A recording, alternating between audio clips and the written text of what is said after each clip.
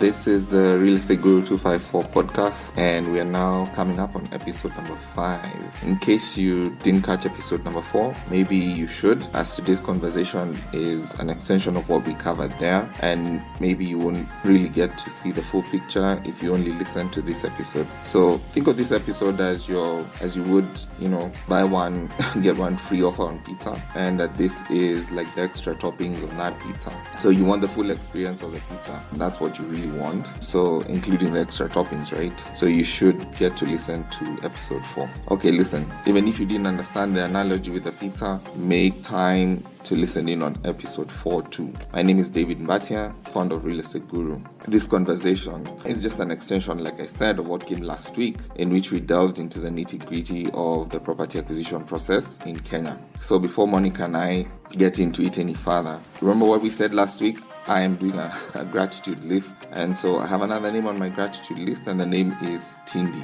This one has a little bit of a backstory, so let me start with that. The idea for this podcast was actually with some time late in 2019, with a view to launch late 2020, and then you guys know how everything just got shot to pieces in 2020. So, but I digress.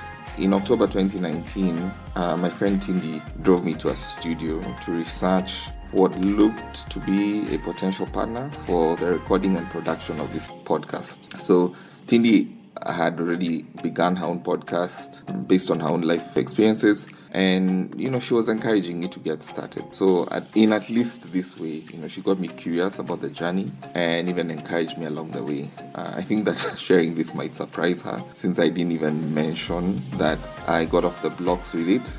But what would I know, right? Thanks, Tindi. Thanks you. I really appreciate your encouragement. So in this episode, we'll go a little past the due diligence process, which is what we covered in episode 4, and get to know a little bit more about the property transfer and registration process in Kenya. We're going to cover a conversation around consents, documentation, these are called completion documents, and generally just beginning to understand how the process works. Again, I hope that you guys will pick up something new and beneficial about real estate in Kenya. Joined by Monica Mwangi, and we will just pick up the conversation from where we left off. I imagine that I'm knowledgeable, but it's always good when you're learning something it is new. True. Yeah. So, have we completed due diligence at this point? We have. I think we have. Unless you have any other questions. Yeah, and at this point, then the parties can then thrash out an agreement of sale. Yes. No, that is not the next step after due diligence. Okay.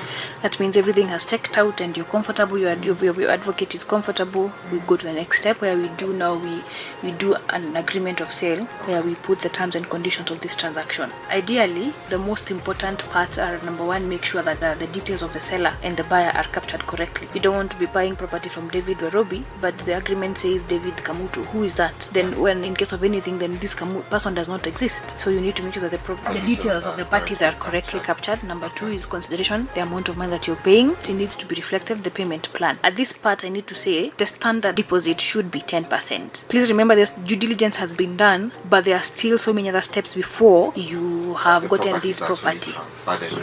Yes, and you want to minimize the risk in the event that moving forward you're unable to acquire the property. So the natural or the advisable amount of deposit is 10%. So if you're doing 4.5 million, give 450,000. So I have a question then at this point. Yes. Let's assume we've cleared all these hurdles, we've gone through the due diligence, the deposit has been paid, but party B, who was the buyer, reneges on the transaction. In other words, they go into default, they fail to meet the terms and obligations that they had accepted under the agreement of sale. What technically have? So now that will be covered in the terms of the agreement. We were talking about now the part of payment. The other part goes to completion date. Completion and the completion date. Like I said, ideally the natural period is 90 days. Within 90 days means payment should have been completed and the buyer should have gotten their title. So obviously the agreement includes now what you're asking, something called the termination clauses. So this means in the event either of the party is unable to fulfill its obligations as outlined in the agreement, the executed agreement, what happens?